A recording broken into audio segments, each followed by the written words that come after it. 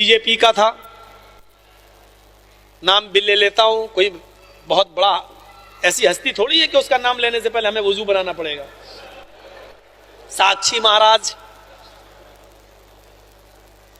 BJP वाले बेकार इसको बर्दाश्त कर रहे हैं बेचारे। इसको तो रांची या बरेली के पागल खाने में इसका दिमाग का इलाज कराएं। ये उन्नाव से एमपी बना है, मेंबर ऑफ पार्लियामेंट, और उन्नाव हमारे इटावा से बहुत करीब है। उन्नाव में भाषण देता है, कहता मीट मीट गोश्त गोश्त सब बराबर हैं। अगर मुसलमान लोग बकरा खा लेते हैं, भैंस खा लेते हैं और गाय भी खाते हैं, उसने वहां उकसाना चाह लोगों को, गाय भैंस बकरा खा लेते हैं तो गधा और कुत्ता क्यों नहीं खाते? मुसलमानों को चाहिए जब मीट मीट गोश्त गोश्त सब बराबर, तो गाय भैंस बकरा खाते हो तो कुत्ता और गधा भी खाना चाहिए। 1 महीने के बाद मेरा प्रोग्राम हुआ, लोगों ने मुझे उसकी वो सुनाई, यूट्यूब पे पड़ी हुई तकरीर। मैंने कहा बेटा कोई बात नहीं, आज सूद समेत इसका कर्ज वापस कर दूंगा। मैंने मंत्रों के जरिए हिंदू भाइयों को मंत्र बताकर पूरी बात समझाई। फिर मैंने साक्षी जी का नाम लेकर कहा, साक्षी जी सवाल तो आपका बहुत अच्छा था, बहुत प्यारा था कि गोश्त गोश्त सब बराबर, मुसलमान भैंस बकरा गाय खा लेते हैं, गधा कुत्ता सुअर क्यों नहीं खाते? आपने सवाल तो अच्छा किया, मैं इस तरफ नहीं जाऊंगा कि राम ने खाया कि नहीं, सीता ने खाया या नहीं, देवी देवताओं ने खाया या नहीं, मैं उस तरफ नहीं जाना चाहता, वरना बहुत से मंत्र है मेरे पास। लेकिन आपको समझाने के लिए इतना क्या देता हूं कि पेशाब पेशाब सब बराबर। और मैंने कहा वहां मूत मूत, वो लोग कहते हैं ना गौमूत्र, तो मैंने कहा मूत मूत सब बराबर, पेशाब पेशाब सब बराबर। आप गाय का मूत पी लेते हो तो गधे कुत्ते सुअर का क्यों नहीं पीते? मैंने कहा साक्षी जी, साक्षी महाराज जी, आप गधे कुत्ते का पेशाब पीना पहले शुरू कर दो, बाद में हम सोचेंगे कि गधा कुत्ता खाना चाहिए या नहीं, पहले आप पीना शुरू कर दो। बीजेपी वाले गुस्से में आए, दूसरे दिन मुकदमा दर्ज करने पहुंच गए। ऐसो कहने लगा भाग, इतने बड़े मौलाना पर मुकदमा दर्ज नहीं करूंगा। एसएसपी के पास पहुंच गए उन्नाव में। एसएसपी बोला देखो फितने का दरवाजा तुम ही लोग खोलते हो, मैं कैसे केस दर्ज करूं इसके ऊपर? अगर इनके ऊपर केस दर्ज करूंगा तो साक्षी के ऊपर भी करना पड़ेगा। मौलाना साहब ने तो उसका जवाब दिया। साक्षी जी अगर ना उकसाते तो ये जवाब ना देते, और आप कह रहे हैं कि इनके ऊपर, कह रहा मेरी हुकूमत, योगी मोदी सब बैठे हैं और फिर भी यूपी में, बताओ कोई हमको ऐसा कह जाएगा? है? एसएसपी बड़ा ईमानदार था, उसने कहा देखो मैंने पूरी तकरीर सुनी मौलाना जर्जीज की, और मैंने साक्षी की भी सुनी। हम गए थे, लॉ एंड ऑर्डर का मामला था, इसलिए हमें खुद जाना पड़ा। जर्जीज साहब ने यह कहा है कि जैसे तुमने ही कहा गोश्त गोश्त सब बराबर, मीट मीट सब बराबर, ऐसे उन्होंने कहा पेशाब पेशाब सब बराबर।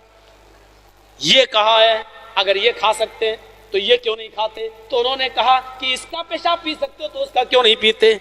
इसमें तो कोई बुराई नहीं है। मुकदमे दर्ज होंगे तो दोनों पे होंगे, और दफा लगेगी तो दोनों पर एक ही लगेगी, और नहीं तो भाई हम तो न्यूट्रल आदमी, हमें भी तो ऊपर मुंह दिखाना है। उसने कहा हमें भी तो आवागमन होता है, हमारा भी तो पुनर्जन्म होगा, हमें भी तो कहीं कुत्ता बिल्ली सुअर ना बना दिया जाए, हम भी तो अच्छे कर्म करना चाहते हैं, एक पर जुल्म करें और दूसरे पर नहीं, ऐसा नहीं हो सकता। भागो यहाँ से, हट, सबको भगा दिया।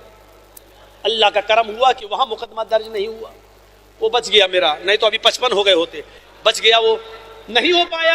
यही चीज तो मैं आपसे कहना चाहता हूं। आपकी किताब कह रही है वो सब कुछ खाएंगे लेकिन हर जानवर का गोश्त नहीं, वो वही जानवर खाएंगे जिस पर मंत्र पढ़ा जाएगा, जिस पर पढ़ा जाएगा। लेकिन एक बात तो पॉइंट की मैं भी आपको बताऊंगा, और सारे हिंदू भाइयों से आप सवाल कर सकते हो कि हिंदू भाइयों ये बताओ, तुम्हारे यहाँ सारे जानवर हराम है, हमारे यहाँ जो जानवर हराम है उनका गोश्त भी हराम है, जो जानवर हराम है उनका दूध भी हराम है। हमारे यहाँ गधा हराम तो गधे का दूध भी हराम, हमारे यहाँ कुत्ता हराम तो कुतिया का दूध भी हराम, हमारे यहाँ सुअर हराम तो सुअरी का दूध भी हराम। हमने कहा आपके यहाँ सारे जानवर हराम हैं, तो चंद जानवरों के दूध कैसे हलाल हो गए? और मुझे बताओ पंडित जी, मैंने कहा मुझे बताओ पंडित जी, उन्हीं जानवरों का दूध तुम क्यों पीते हो जो जानवर का गोश्त हम खाते हैं? ये एक बहुत बड़े पॉइंट की बात है। मुसलमान गाय खाता है, अगर से हिंदुस्तान में बैंड है, हमें भी कानून की इज्जत करनी चाहिए। हम भैंस खाते हैं तो उसका दूध भी पीते हैं। हमारे यहाँ अगर भेड़ बकरी हलाल है तो उसका दूध भी हलाल है। हमारे यहाँ गधा हराम है तो उसका दूध भी हराम। तो मुझे ये बताओ मेरे हिंदू भाइयों, तुम्हारे यहाँ तो सारे जानवर अगर हराम है तो सबका दूध भी हराम होना चाहिए। तुम भैंस का दूध क्यों पीते हो, गाय का क्यों पीते हो, बकरी का क्यों पीते हो? ये जानवर हम खाते हैं तो इसका दूध भी पीते हैं। तुम गधे का क्यों नहीं पीते? तुम सूअर का दूध क्यों नहीं पीते? तुम शेरनी का दूध क्यों नहीं पीते? कहीं तो कुछ दाल में काला है। शंकराचार्य जी बताएं ऐसा क्यों है, और शायद वो ये बताएं कि मौलाना जर्जी साहब ने इशारा सही करके हमारी गर्दन फंसा दी है। हकीकत ये है कि ये जानवर जो मुसलमान खाते हैं हमारे यहाँ पर भी हलाल हैं।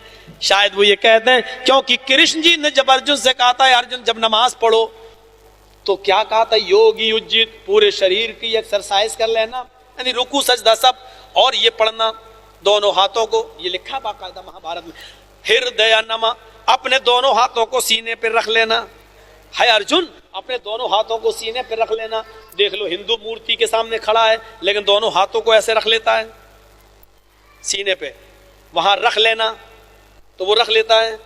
हमारे यहां बांध लेना तो हम रखते हम भी हैं, वो बस दोनों हाथ जोड़कर रखता है, हम दोनों हाथ यूं करके रखते हैं। वो भी सीने पे रखता है, हम भी सीने पे रखते हैं। वो भी कहता है दिल से हम क्षमा मांग रहे हैं, और हम भी कहते हैं अल्हम्दुलिल्लाह रब्बिल आलमीन, दिल से गवाही देते हैं कि सारी तारीफ तेरे लिए है। हृदय सीने पे रख लेना, नमा और सर झुका लेना। और कृष्ण जी का एक आदेश और है, हाय अर्जुन मूर्ति के सामने खड़े हो जाना लेकिन आंखें बंद कर लेना। मैंने बड़े बड़े पंडितों से पूछा सर धर्म सम्मेलनों में, जब मूर्ति के सामने खड़े हो, जब खड़ा होने का हुक्म है तो आंखें बंद करने से फायदा क्या हुआ? भाई ये मूर्ति है, अब हमें मूर्ति के सामने खड़ा होने का हुक्म दिया तो अब देखेंगे तभी ना फायदा है। आंख बंद है तो अब क्या फायदा हुआ मूर्ति को सामने रखने से? कोई फायदा हुआ? कृष्ण जी बताते हैं अर्जुन हमें मूर्ति की पूजा नहीं करनी है, मूर्ति की पूजा नहीं करनी है, बल्कि मूर्ति को रूपक मानना है और ईश्वर की कल्पना करना है, अल्लाह का तसव्वुर करना है। इसलिए आंखें बंद कर लो ताकि मूर्ति की पूजा ना हो बल्कि पूजा ऊपर वाले की हो। और ये तसव्वुर कर लो, ये विचार कर लो कि ऊपर वाला हम अपने सामने रखे हुए हैं, ऊपर वाले को अपने सामने ऐसा ही होगा। कितना जबरदस्त आदेश है कृष्ण जी का। यही हुक्म मोहम्मद रसूलुल्लाह दे रहे हैं, जब तुम नमाज पढ़ने खड़े हो जाओ ताबुदल्लाह कान्नका तरा, तो अल्लाह की इबादत इस तरह करो गोया कि तुम अल्लाह को देख रहे हो। फ़इल्लम तकुन तरा फ़इन्नहु यराक, अगर ये ना सोच सको कि तुम अल्लाह को देख रहे हो तो ये सोच लो कि वो तुम्हें जरूर देख रहा है। लेकिन आंखें बंद करने का हुक्म नहीं दिया, क्यों? इसलिए कि हमारी मस्जिद में मूर्ति है ही नहीं। आंखें हृदय सीने पे हाथ रख लो, नमा और सर झुका लो, यानी सजदे की जगह पर अपनी निगाहें रख लो। हम सजदे की जगह पर रख लेते हैं। उसके बाद ये मंत्र पढ़ो, मही देवस्य सवितु परिष्टुति वसुर्दयमाना न सुपथराय अस्मान। मही देवस्य, महान है हमारा वो देवता, सवितु सारी की सारी परिष्टुति जिसके लिए प्रशंसा है। कृष्ण जी अर्जुन से कह रहे हैं ये पढ़ो, सारी प्रशंसा उसके लिए जो महान है। हम लोग भी तो यही पढ़ते हैं अल्हम्दुलिल्लाहि रब्बिल आलमीन, तमाम तारीफ उसके लिए जो दोनों जहान का रब है। कृष्ण जी कह रहे हैं अर्जुन से बसुर्दयमाना है अर्जुन, उसके बाद ये पढ़ो बसुर्दयमाना, वो बड़ा दयालु है, कृपालु है। हम क्या पढ़ते हैं अर्रहमानिर रहीम, बड़ा मेहरबान इंतहाई रहम वाला है। कृष्ण जी कहते हैं अब ये पढ़ो नए सुपथराय आसमान, नए मानी नाव को पार करने वाले, मुश्किलों को दूर करने वाले। सुपथा यानी आय अल्लाह, सु सुंदर पथ मानी रास्ता, राय चला आसमान हमारे फायदे के लिए। हाय अल्लाह हमको सुंदर रास्ते पर चला, सुपथा सु सुंदर पथ रास्ता, हमको सुंदर पथ अच्छे रास्ते पर चला जिससे हमारा फायदा हो। हम क्या पढ़ते हैं इहदिना सिरातल मुस्तकीम, हाय अल्लाह हमको सिराते मुस्तकीम पे चला। इन आयतों से लगता है इन मंत्रों से कि कृष्ण जी भी पक्के अहले हदीस थे। वो सूरह फातिहा पढ़ते भी थे और दूसरों को पढ़ने का हुक्म भी देते थे। ये नहीं कहते थे कि कोई पढ़ाए तो गूंगे बने रहना, पीछे कुछ मत पढ़ना, ये नहीं, तुम ये पढ़ो। हुक्म देते थे कि ये मंत्र पढ़ो, लिहाजा वो ये मंत्र पढ़वाते थे, यानी सूरह फातिहा पढ़ने का हुक्म भी दिया करते थे। तो मेरे भाइयों, अब देखिए क्या कहा, पंचम समय कर्तव्य, और ये भक्ति है, इबादत 5 वक्त करना, मैं भी 5 वक्त करता हूं।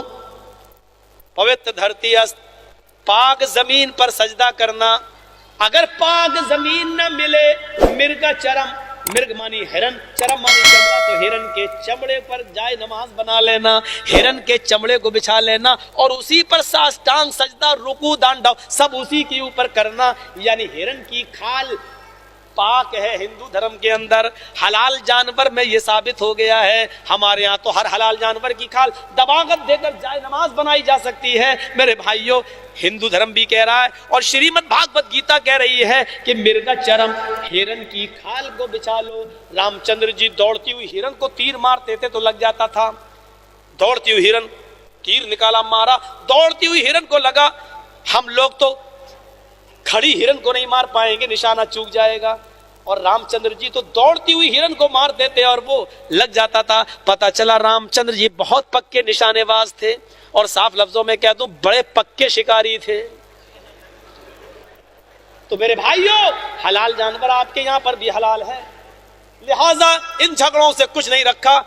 सर्व भक्षो मतो मम, वो सब कुछ खाएंगे और वही जानवर खाएंगे जो उनके यहाँ हलाल होंगे और जिन पर मंत्र यानी कौल बिस्मिल्लाह अल्लाहु अकबर पढ़ा गया होगा। मुसलेनेओ, जब दुनिया में ये लोग आ जाएं, भारत में आ जाएं, तो सुन लो, हाय पुंडरीकाक्ष ने बताया, लोगों सुन लो, राजा भोज कह रहे हैं भारत के लोगों से सुन लो, जब ये लोग आ जाएं, ऐसे लोग आ जाएं, यानी लंबी दाढ़ी रखने वाले, दाढ़ी में गांठ न लगाने वाले, चोटी न रखने वाले, आजान देने वाले, खतना कराने वाले और सब कुछ खाने वाले, हलाल जानवरों को खाने वाले जब आ जाएं, जब भारत में आए, मुस्लिम संस्कारा, उनको मुस्लिम संस्कार के नाम से जाना जाएगा, इनको मुसलमान कहा जा रहा होगा। ये शब्द भी तुम्हारी किताब में इस रात के 11:30 बजे तक भी लिखा हुआ है कि इनको मुसलमान कहा जा रहा होगा। कौन कहता है हम तुम में जुदाई होगी, ये हवाई तो किसी दुश्मन ने उड़ाई होगी। हम शायर के शेर में हमेशा से चेंजिंग करते रहे हैं, इसलिए आज भी कर देते हैं। कौन कहता है हम तुम में जुदाई होगी, ये हवाई तो योगी मोदी के चमचों ने उड़ाई होगी। बस इतनी सी बात कहकर खत्म कर रहा हूं। या यूं कह दो कि कौन कहता है हम तुम में जुदाई होगी, ये हवाई तो पार्लियामेंट के नेताओं ने उड़ाई होगी। विदा होता हूं आपसे, कल मेरा प्रोग्राम फिर मुरादाबाद, अभी फिर निकलना है, फिर भागना है, शायद रूह निकलने के बाद ही हमको सुकून मिल सके। अपनी दुआओं में याद रखना, अल्लाह ताला हम सबको मोहम्मद रसूलुल्लाह की जिंदगी को आइडियल बनाने की तौफीक अता फरमाए, हम सबको मोहम्मद रसूलुल्लाह की जिंदगी पर चलने की तौफीक अता फरमाए।